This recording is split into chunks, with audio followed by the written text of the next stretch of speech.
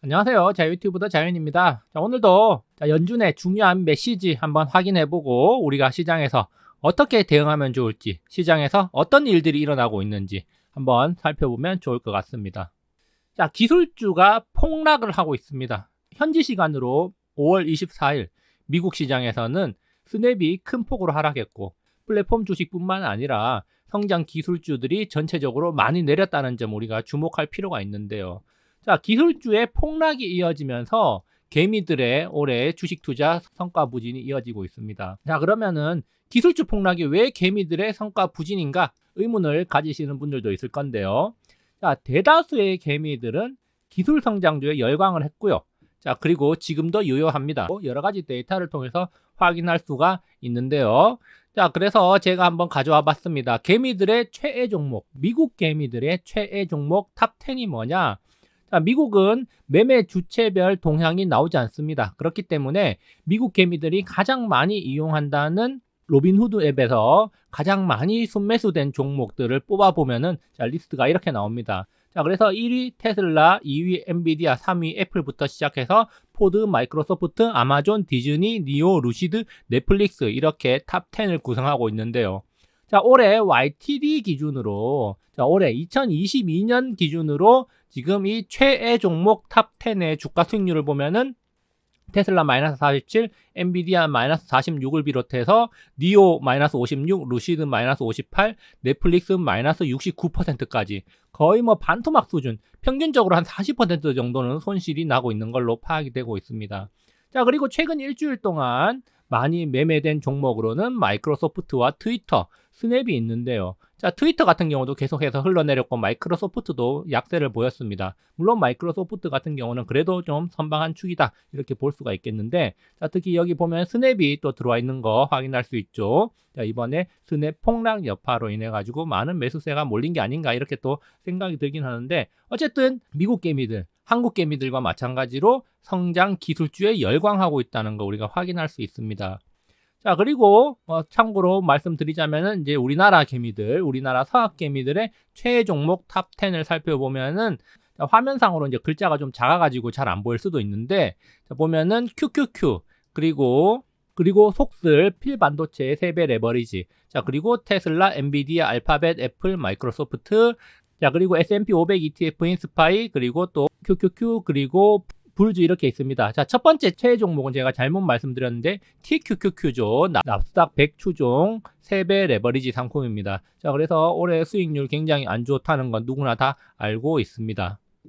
자, 그렇다면은 왜 개미들의 몰살인가 이렇게 또 생각해 볼 수가 있는데, 5월 24일 미국 시장에서 스냅 충격이라고 해서 굉장히 큰 폭으로 내렸고, 이 스냅이 내리면서 다른 주가들, 다른 종목에 큰 여파를 줘가지고 미국 시장 전체에 큰 충격을 줬다. 그래서 성장 기술주들이 큰 폭으로 내렸다. 이런 해석들이 나왔습니다. 자, 그러면 스냅이 그렇게 대단하냐? 물론 스냅 많은 10대들, 10대, 20대들 사이에서 굉장히 큰 인기를 얻고 있는 소셜미디어 서비스 아니겠습니까? 근데 이런 소셜미디어 앱이 이렇게 대단한가? 페이스북이 급락했을 때, 넷플릭스가 급락했을 때, 테슬라가 급락했을 때도 이 정도 여파는 아니었던 것 같은데, 이 스냅에 의해 가지고 굉장히 많이 내렸다는데 우리가 주목할 필요가 있습니다. 자, 다우는 올랐죠. 자, 그런데 나스닥은 떨어졌고, 자, 성장 기술주들 나스닥 하락폭보다 굉장히 많이 떨어졌습니다. 자, 특히 스냅 같은 경우는 하루 만에 43% 떨어졌고, 자, YTD 연간 누적으로 봤을 때는 마이너스 72%, 하루 만에 거의 반토막 났고, 자, 그리고 연간으로 따지면 거의 뭐 3토막 정도 났다는 거 확인할 수 있는데, 스냅이 그렇게 대단한가? 자, 저는 거기에 대해서 의문을 좀 가져볼 필요가 있다 이렇게 생각이 드는데요. 자, 그러면 왜 의문을 가져보느냐? 자, 이거는 미국 시장에서 테크놀로지 서비스 기업들을 모아놓은 맵입니다. 자, 그래서 테크놀로지 서비스에서 가장 큰 비중, 시가총액 기준으로 가장 큰 비중을 차지하는 게 마이크로소프트, 그리고 구글이 우선주하고 일반주가 이렇게 있고요. 페이스북, 메타, 어도비, 오라클, 시스코, 세일즈포스, IBM 뭐 이렇게 쭉 있는데, 자, 여기서 자, 스냅은 어느 정도 크기를 차지할까요? 보이십니까, 스냅이? 자, 여기 보면 제가 이제 노란색으로 스냅이라고 해서 마이너스 43% 이렇게 찍어놨는데, 보이나요? 보이지도 않죠. 사실 뭐 구글이나 메타, 마이크로소프트가 급락했을 때, 메타가 급락했을 때도 시장은 큰 충격이 없었습니다. 자, 그런데 그 스냅이 폭락을 하고 나서 전부 다 지금 빨간색 엄청난 피를 흘리고 있죠. 그래서 보면은 여기 페이스북은 지금 나오질 않는데, 가려져 가지고 나오지 않는데 큰 폭으로 내렸고, 구글도 지금 5%대 하락을 했고요. 여기 보면 피를 흘려가지고 이름도 안 나오는 작은 회사들은 뭐 말할 것도 없습니다. 여기도 보면 6%, 7%씩, 9%씩 이렇게 흘렸단 말이죠. 흘러내렸다는 거죠. 확인할 수 있습니다. 자, 그런데 여기 보면은, 자, 스냅이 어디에 있느냐 보면은 여기 스냅이 이렇게 있다는 거죠. 여기. 자, 여기에 위치하고 있습니다. 저 위에 이렇게 있는 것도 하고 여기에 위치하고 있어요. 자, 그러면은 반토막 났으니까, 반토막 나기 전에는 대략적으로 뭐 이쯤에 쇼피파이하고 뭐 비슷한 위치에 있었다 이렇게 볼 수가 있겠는데, 자, 스냅이 40% 내리면서 쇼피파이도 마이너스 11%나 내렸다. 여기 확인할 수 있는데, 자, 그럼 쇼피파이가 그 전에 어닝 쇼크로 20%, 30%씩 떨어졌을 때 시장에 이렇게 충격이 컸는가? 전자상거래 매출 둔화하고 경쟁 심화되면서 점점 성장성이 떨어진다. 그래가지고 주가가 급락했었는데 이만큼 떨어졌냐? 아니었다는 거죠. 그런데 왜 하필 지금 스냅 충격이라고 해가지고 스냅이 떨어지니까 이렇게 주가가 많이 떨어지냐 이겁니다. 우리는 거기에 대해서 시장을 좀 의심해 볼 필요가 있다는 거죠. 자, 그래서 스냅 충격 그렇게 대단한가? 자, 스냅의 어떤 규모로 봤을 때 그렇게 대단하다고만은 볼 수가 없다. 그쵸? 좀 전에 팩트를 한번 체크를 해봤습니다. 자, 그러나 월가는 지금 뭘 하고 있다? 바로 명분을 찾을 뿐이다. 명분. 어떤 명분? 시장을 하락시킬 명분. 자, 좀 더 엄밀히 말해서는 성장 기술주들을 하락시킬 명분을 찾고 있었는데, 자, 그렇게 계속해서 명분이 하나씩 터져 나오잖아요. 성장주, 기술주들, 플랫폼 관련 주식들에 대해서. 자, 그런데 이번에 스냅이 또 하나의 촉매가 됐다는 겁니다. 그러면서 스냅이 큰 폭으로 내렸고, 핀터레스트와 같은 비슷한 급의 소셜미디어 서비스 기업도 큰 폭으로 내렸고, 쇼피파이와 같은 전자상거래 기업, 플랫폼 기업들, 클라우드페어, 도큐사인 이런 애들도 다 같이 엄청나게 내렸다는 겁니다. 자, 그런 성장 기술주들에 열광하고 있던 개미들 어떻겠습니까? 멘붕이라는 거죠. 자, 그래서 뭐 시티 인덱스에서는 이런 이야기를 했습니다. 스냅의 2분기 실적 추정치 하향은 기업들이 어려운 시기에 접어들었음을 의미한다. 실적이 떨어진 것도 아니에요. 2분기 실적이 안 좋을 거다. 예상보다 안 좋을 수 있다. 이렇게 미리 경고를 했는데 그것 때문에 주가가 40% 폭락을 했다는 겁니다. 자, 그런데 이제 그걸 두고 시티 인덱스에서는 경기는 앞으로 더 안 좋아질 것이다. 경기 침체로 가고 있다. 그러니 조심해라. 이런 식으로 해석을 했다는 거죠. 자, 그리고 빌 에크먼이 또 트위터를 통해서 한마디 했습니다. 자, 리를 버핏이라고 불리는 빌 에크먼인데요. 인플레이션은 통제 불가능하다. 유일한 해결책은 패드가 강력한 긴축을 하거나 경제가 붕괴되는 것뿐이다. 다시 말해서 시장을 붕괴시켜가지고 인플레이션을 낮춰야 된다. 시장이 붕괴되면 어떻게 됩니까? 사람들이 소비를 못하고 그 소비가 위축되니까 다시 이제 가격 하락이 나타날 거고. 자, 그렇게 된다면은 인플레이션이 잡힐 것이다 이런 이야기를 하는 거죠. 결국에는 경제 위기를 만들고 경제 위기를 촉발시켜 가지고 지금 시장을 정화시켜야 된다 이런 이야기 하고 있습니다. 빌 에크먼. 자, 그리고 월스트리트 저널에서도 이런 이야기를 했습니다. 패드가 미국 경제를 구하는 건 쉽지 않을 것이다. 자, 이렇게 시장이 하락하고 경제가 지금 침체로 가니 스태그플레이션으로 가니 어쩌니 뭐 이러고 있죠. 자, 이러고 있는데 지금 패드는 구하지 못할 것이다. 자, 그렇지만 또 이렇게 시장이 하락한다고 해서 패드 풋을 기대하지 마라. 시장이 패드를 부양해 줄 거라고 믿지 마라. 기대하지 마라. 패드는 시장을 부양해 주지 않을 거다. 그러니까 시장이 하락하더라도 패드는 방관할 것이다. 자, 투자자들은 그런 기대, 일말의 희망을 가져서는 안 된다. 이런 식으로 이야기를 하면서 지금 투자자들의 희망을 짓밟고 있다는 겁니다.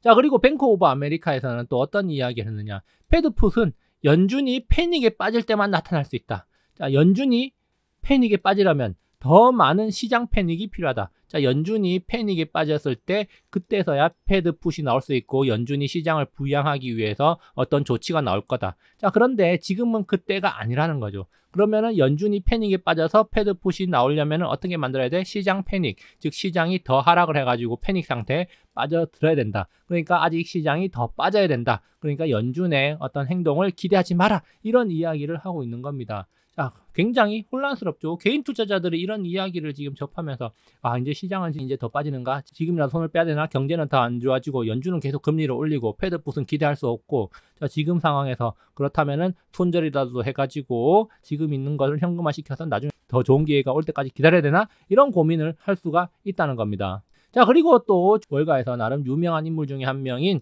뱅크 오브 아메리카의 수석 전략가 마이클 하넷이 한 말입니다. 이거는 이제 어제 한 말은 아니고 며칠 전에 한 말인데요. 투자자들은 아직 항복하지 않았다. 자, 증시가 바닥을 찾으려면 투자자들이 항복해야 된다. 자, 다시 말해서 개인 투자자들 계속해서 지금 시장이 하락해도 버티고 있다. 시장이 반등할 거라고 믿고 또 패드 푸시 나와줄 거라고 믿고 아니면 시장이 계속 이렇게 많이 하락했으니까 자, 이제 연준이 경기 부양에 대한 액션을 취할 수도 있겠고 아니면은 긴축에 대한 속도를 주겠다 이렇게 이야기를 할 수도 있다. 이런 기대감을 가지고 있을 수도 있지만 이런 기대를 하지 말라는 거죠. 왜? 시장이 반등을 하려면은 투자자들이 항복을 해야 되는데 항복하지 않고 계속 기대를 가지고 있다는 겁니다. 그래서 결국에는 이런 반등에 대한 기대를 완전히 꺾어야지 그때가 바닥이다. 그래서 투자자들 항복할 때까지 시장은 하락할 거다. 이런 이야기를 하고 있다는 겁니다. 그래서 투자자들이 결국에는 포기하고 손절하고 시장을 떠나갈 때 그때가 바닥이지 지금의 투자자들의 생각과 행동으로 봤을 때는 아직 그런 기미가 안 보인다. 자, 그렇기 때문에 시장은 더 하락해야 된다. 이런 이야기를 하고 있는 거죠.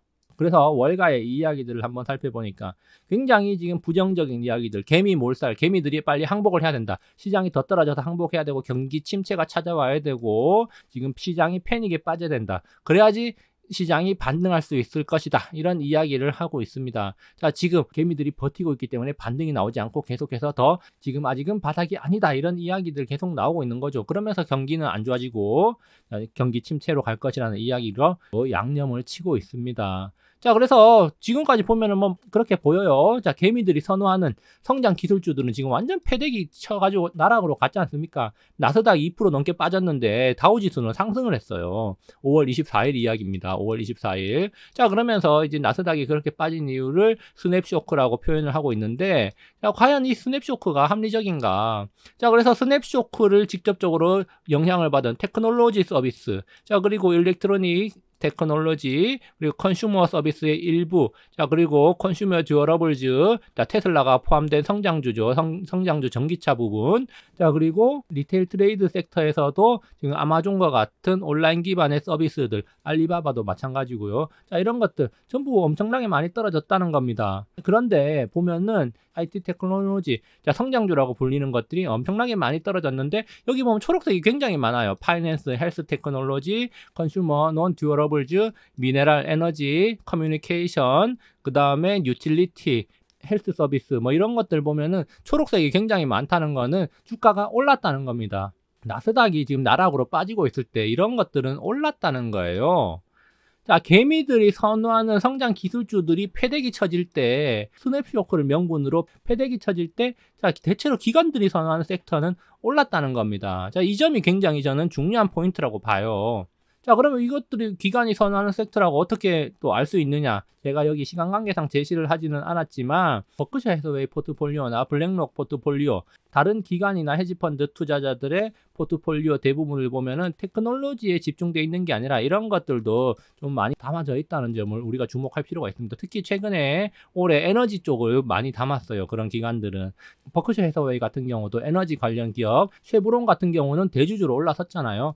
그리고 뭐 옥시덴탈 같은 경우도 마찬가지고요. 자, 어쨌든 뭐 이런 식으로 지금 차이가 난다는 겁니다. 자, 그러면 이게 5월 24일 날 이렇게 이제 차이가 난 건데, 그러면 올해 3개월, 최근 3개월 동안 한번 살펴봤습니다. YTD는 뭐 말할 것도 없고요. 최근 3개월 동안 흐름을 보니까 성장 기술주들은 대체적으로 엄청나게 많이 피를 흘리고 있습니다. 그쵸?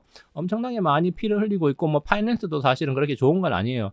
그렇지만 좀 에너지 쪽, 자 그리고 유틸리티, 자 그리고 프로세스 인더스트리, 헬스 서비스, 뭐 인더스트리 쪽 이쪽은 보면은 굉장히 나름대로 양호하더라. 자 UBS나 모건 스탠리 이런 데서 이제 이야기하는 것들, 자 그리고 헤지 펀드들이 담고 있는 것들은 그래도 최근 3개월 동안 양호한 흐름을 보여주는 경우가 있더라. 우리가 또 그렇게 한번 생각을 해볼 수가 있다는 겁니다. 그래서 이제 이 맵을 한번 보면서 흐름을 보는 거 저는 굉장히 중요하다고 생각을 합니다. 자, 이 맵은 미국 기업들 전체를 다 놔둔 건데 뭐 우리나라 기업들의 이제 어떤 흐름 뭐 이런 것도 한번 살펴보는 건 좋겠는데 오늘 영상에서는 이제 그런 것들을 소개하지는 못하겠지만 이런 흐름들 특히 이제 개미와 기관의 어떤 흐름에서 결국에는 또 개미들이 당하고 있다. 이 점을 우리가 좀 생각해 볼 필요가 있고 스냅쇼크 그러면서 뭐 그것을 그것을 이제 정당화시키는데 스냅은 사실은 하나의 명분에 지나지 않았다는 점을 우리가 생각을 해야 되는데, 그럼 어떤 명분이냐? 바로 기술 성장주들을 패대기시키기 위한 명분이었다. 자, 그럼 왜 기술 성장주를 패대기시켜?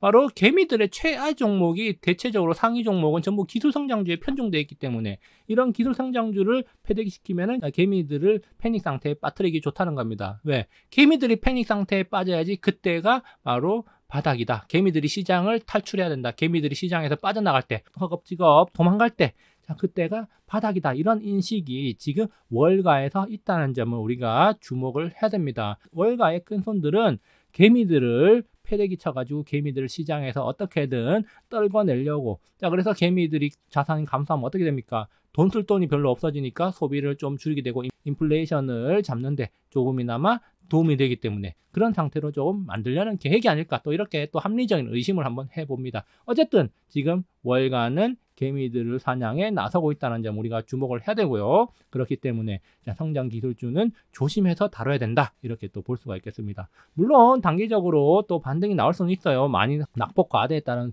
기술적 반등이라는 건 항상 있으니까. 그렇지만 그것을 가지고 우리가 착각을 하면 안 된다는 겁니다. 자, 추세적인 상승이냐 단순하게 반등이냐 이런 것들을 착각을 하지 말고 우리가 현명하게 좀 냉정하게 판단을 해보자는 겁니다. 자, 우리 개미들 다 각계전투 아니겠습니까? 그렇지만 또 각계전투 하더라도 다른 개미들하고 함께 가면 안 돼요. 이 시장에서는 함께 가면 망합니다. 함께 가지 말고 각자 다른 길을 가야 돼요. 각자 다른 길. 자, 아니면은 각자 다른 길을 어떤 길로 가야 될지 모르겠다. 자, 그러면은 거인, 큰손들, 기관 투자자들, 외인 투자자들의 뒷공문이라도 쫓아가야지 그래도 본전치기 하거나 아니면 콩고물이라도 얻어먹을 수가 있다는 겁니다. 자, 그래서 각자 각계전투, 각자 도생하면서 대중과는 다르게 사람들이 많이 선호한다? 그러면 일단 좀 의심하면서 시장에서 약간 한 발 물러서 있는 그런 자세가 필요하지 않을까, 이런 생각해 봅니다. 그래서 제가 두 가지 그림을 가져왔습니다. 자, 우리는 어떤 쪽을 선택해야 되나요?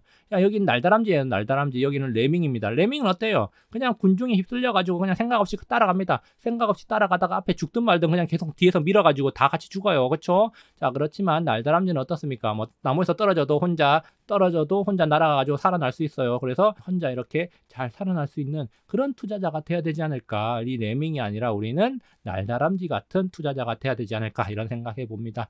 여기까지 영상 감상해 주셔서 감사하고요. 항상 성공 투자하시기 바랍니다. 감사합니다.